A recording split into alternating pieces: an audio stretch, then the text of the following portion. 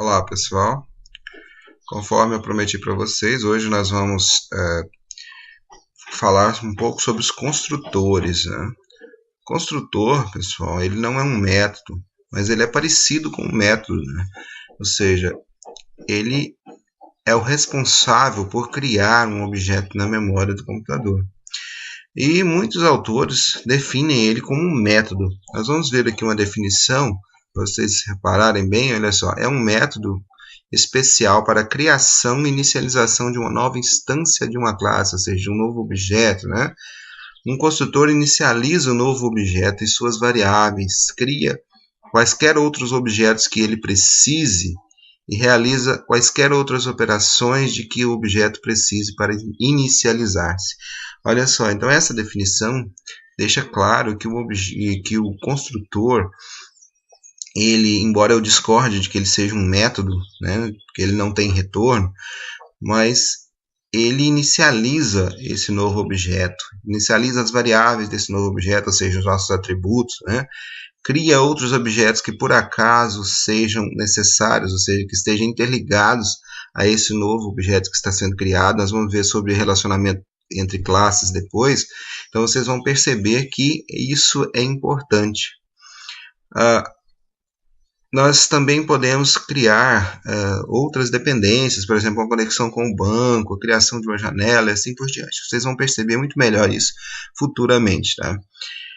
Hoje nós vamos então ver como criar esses construtores. Na verdade, quando eu crio uma classe, um construtor padrão já existe, ou seja, a máquina virtual Java já cria para mim um construtor padrão. No momento da inicialização do objeto, ele já chama esse construtor. Que construtor é esse? Seria algo parecido com isso aqui. Public. A sintaxe, né, do construtor é bem simples, é só colocar a palavra reservada public. Todo construtor deve ser público. O nome da classe que eu estou, ou seja, nesse caso a nossa classe produto. E aqui viria os parâmetros dentro do parênteses, né, viria os parâmetros responsáveis que eu posso passar externamente, né? Esses parâmetros poderiam ser os próprios valores para os atributos e outras coisas que eu poderia passar como parâmetro nessa classe. Então, o construtor vazio é esse aqui, ou seja, ele não possui corpo. Aqui a abertura dele, o fechamento, vocês podem notar que é aqui logo aqui abaixo, e não tem corpo, não existe qualquer código aqui dentro. Esse é o construtor vazio, que por padrão existe. Quando eu, no momento da criação de uma classe, na hora que eu criar um objeto lá, a máquina virtual cria esse construtor para mim, esse construtor vazio. Só que eu posso ter outros construtores na minha classe, como eu disse, né?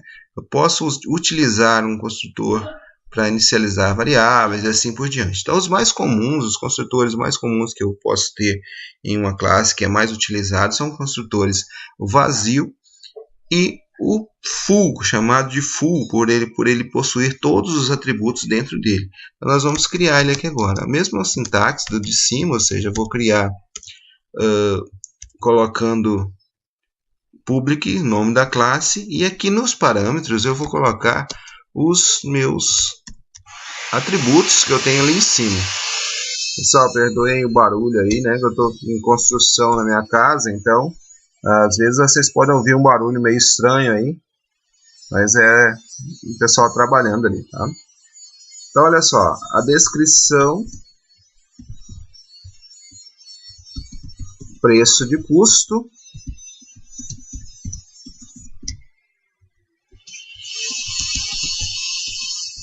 preço de venda e o percentual de lucro. Todos os parâmetros estão dentro do meu construtor. Olha só, dentro todos os atributos estão como parâmetros do meu construtor. Desculpa.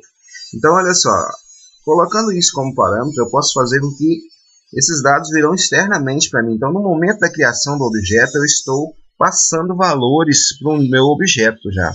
Ou seja, eu estou criando esses valores na memória e esse objeto vai ter esses valores no momento da sua criação. Então, coloco assim. Da mesma forma que os set, né, os métodos set, então diz código, recebe código,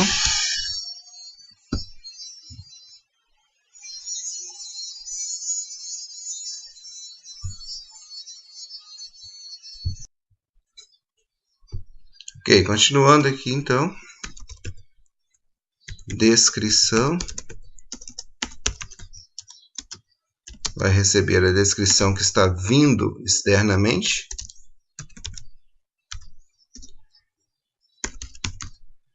Preço de custo.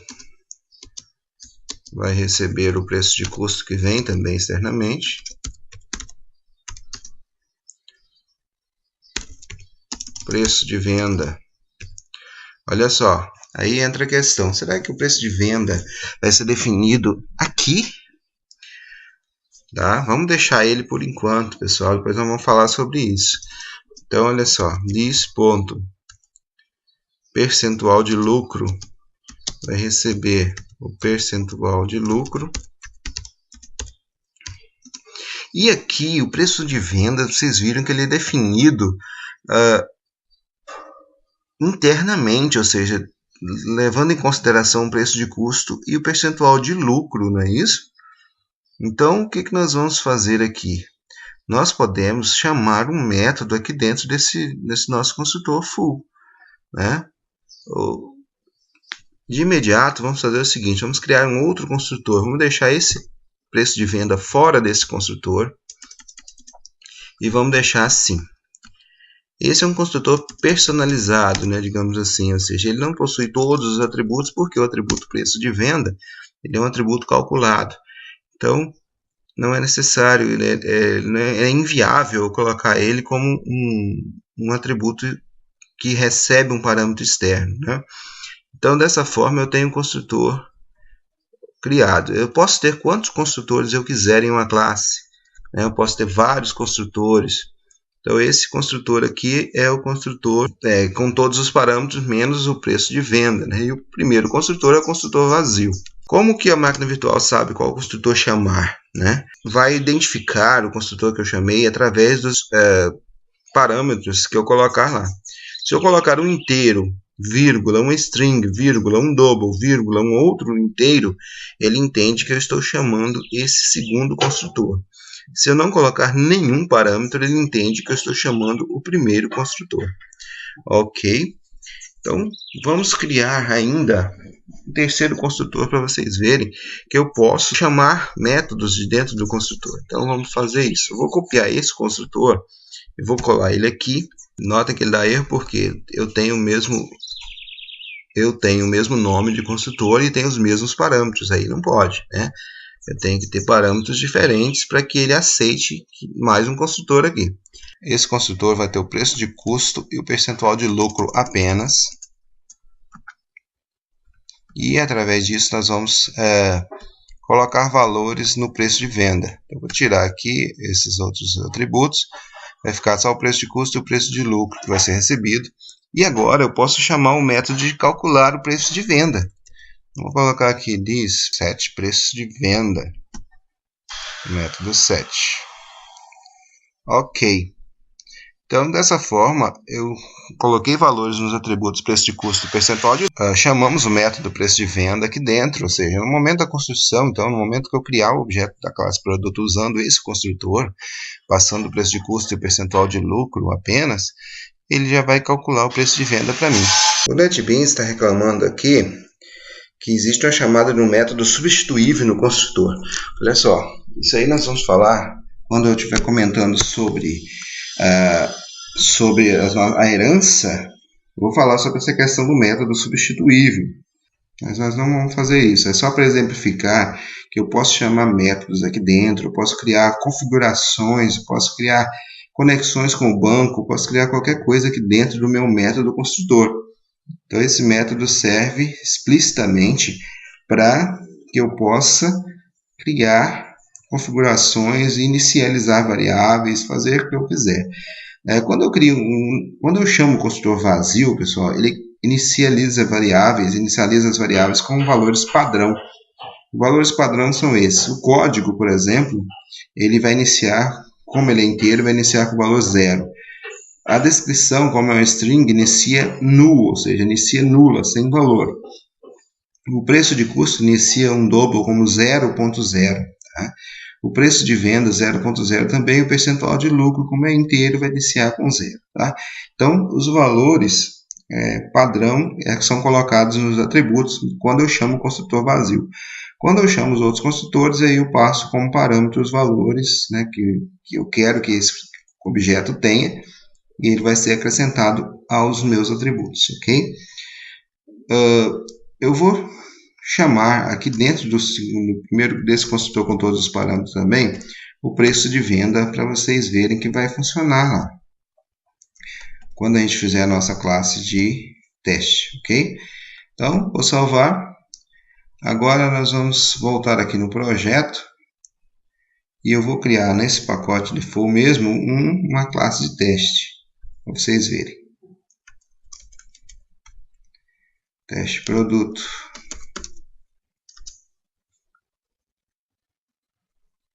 Ok. Aqui eu vou criar, logicamente que eu preciso do método main. Se eu quiser formatar o código, clica aqui em formatar.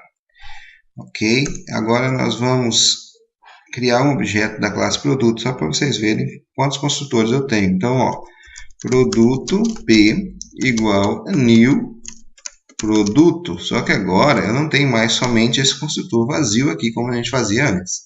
Agora eu tenho vários construtores, olha só, você dá um Ctrl espaço, vai aparecer o construtor vazio, o construtor pedindo preço de custo e o percentual de lucro, e o construtor pedindo código, a descrição, o preço de custo e o percentual de lucro. Então, notem que agora eu tenho 3 construtores de uma mesma classe, ok? Então, qual que eu chamo, pessoal? Não interessa, eu posso selecionar aqui, ele já vai aparecer dessa forma para mim. Mas não interessa, é só colocar a mesma sequência de dados que está sendo solicitada. Por exemplo, se eu colocar aqui o código 1, vírgula, colocar uma descrição, colocar aqui ROS, vírgula, o preço de custo, vou colocar aqui 5,43, o percentual de lucro, vou colocar aqui 30%. Então, dessa forma, qual o construtor que está sendo chamado? O construtor com todos os parâmetros, exceto o preço de venda, né? Esse construtor aqui que está sendo chamado. Se eu colocar produto P2 igual a new produto e colocar apenas o preço de custo e o percentual de lucro, qual construtor que está sendo chamado? O construtor que pede só o preço de custo e o percentual de lucro. Ok, pessoal, então ele sabe qual que eu estou chamando à medida que eu passo os parâmetros separados por vírgula. Tem que ser na mesma ordem, sempre lembrando, né? Eu não posso colocar arroz primeiro que um código, por exemplo, né? Tem que ser na mesma ordem que eu defini lá no construtor. Dessa forma ele cria para mim. Então eu posso depois mostrar o preço de venda do produto 1. Eu vou concatenar com p.get preço venda. Olha só, get preço venda. E posso fazer a mesma coisa com o produto 2. Ok, pessoal. Só faltou a gente acrescentar aqui, ó, convertendo essa visão aqui para double, conforme já aconteceu na aula passada, né? O percentual de lucro é inteiro, dividido por 100, ele vai retornar apenas a parte inteira dessa divisão. E, como não é isso que eu quero pegar o percentual de lucro, vai dar 0,10, então eu converto isso para double. E aí vai funcionar. Eu dou um Shift F6 aqui agora, ele vai executar. Vai mostrar, ó, com arroz com o percentual de lucro que eu coloquei, vai dar R$ 7,05. Vou usar depois a classe decimal format para formatar esse número, né, se eu quiser. E aqui R$ 4,95 o segundo produto com o percentual de lucro que eu disse. Ok? Então, até a próxima videoaula.